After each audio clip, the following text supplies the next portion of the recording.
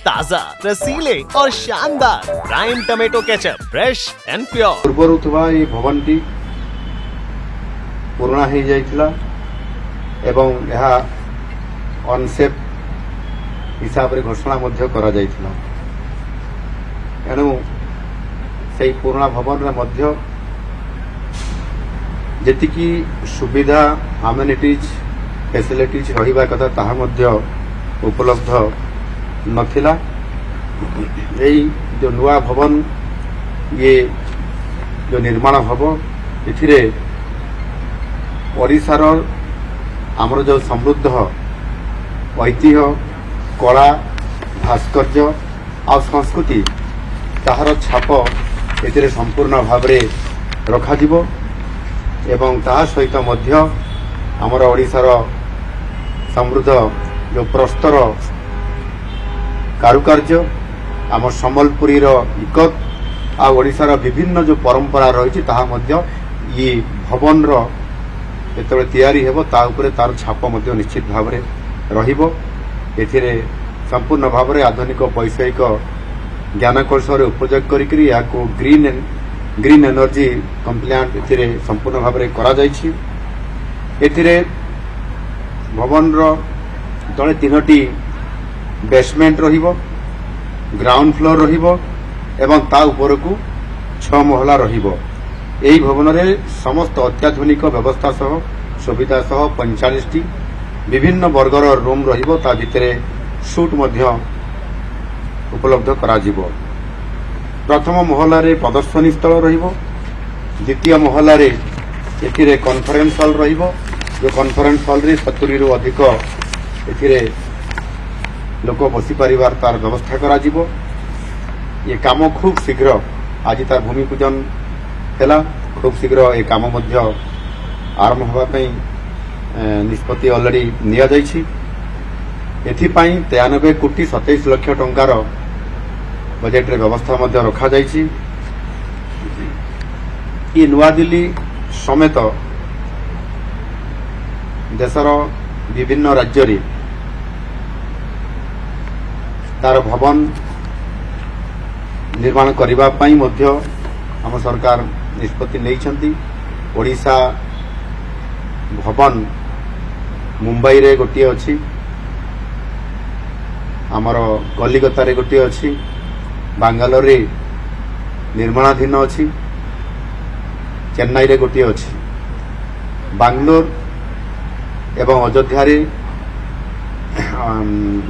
जमी पाई अनुमति मगा जाइछि एवं मुंबई रे मध्य आ गोटे तार भवन निर्माण करिया पाई मध्य सेतिरे जमी पाई अनुरोध करा जाइछि एवं सेटा प्राय आउ किछि दिन भितरे ता मध्य हमको उपलब्ध जमी हेइ जिवो एवं मुंबई रे मध्य आ गोटे भवन निर्माण हबो।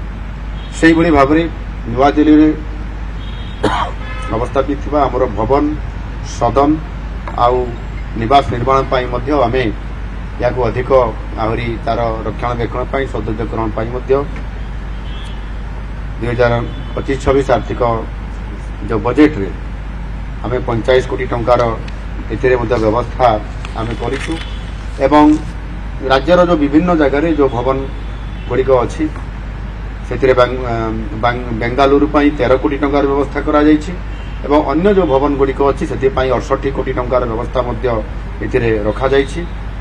एणु निश्चित भाव में सुरत रे मध्य करिया पई आमे एक जमी मागिछु।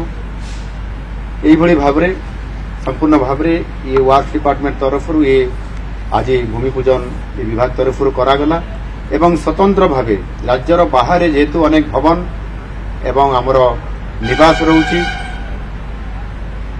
सदन रहुछि याकू आखि आगे रखिकरी ओडिशा सरकार एथिरे गोटे नुआ डिविजन घोषणा करिसंती एवं यह कार्यकारी माने हेबा पई आज भी मु आउतरे घोषणा करूछि एवं यह दिल्ली रे यार कार्यालय एठी रहिबो एवं एठी ता कार्यालय डिविजन ऑफिस रहिला परे यह राज्य बाहर जेते सब आमर भवन रहिबो सदन रहिबो एवं निवास रहिबो ताहार रक्षणाबेक्षण सहित तार आवश्यक भित्तिभूमि उपरे याको गुरुत्व देकरी तार समस्त दायित्व नेब।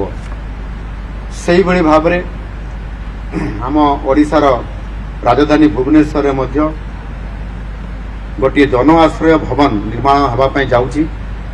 ଏ ଜନ ଆଶ୍ରୟ ଭବନ ଯେଉଁମାନେ ପ୍ରତି ଜିଲ୍ଲାରୁ ଯେଉଁ ସାଧାରଣ ଲୋକମାନେ ବିଭିନ୍ନ ପ୍ରକାରର ପ୍ରଶାସନିକ କାମରେ, ସରକାରୀ କାମରେ, ରୋଗୀ ପେସେଣ୍ଟମାନଙ୍କୁ ନେଇକରି ବିଭିନ୍ନ ସେବା କରିବା କାମରେ, ପର୍ଯ୍ୟଟନ କାମରେ ଏବଂ ଧର୍ମ କାମରେ ଯେଉଁମାନେ ମଧ୍ୟ, ବ୍ୟବସାୟୀ କାମରେ ମଧ୍ୟ ଯେଉଁମାନେ ଏବଂ କୋର୍ଟ କାମରେ ମଧ୍ୟ ଯେଉଁମାନେ ଆସୁଛନ୍ତି, ସେମାନେ ଭୁବନେଶ୍ୱରରେ ଅବସ୍ଥାନ ସମୟରେ ଅନେକ ଅସୁବିଧାରେ ପଡ଼ୁଛନ୍ତି।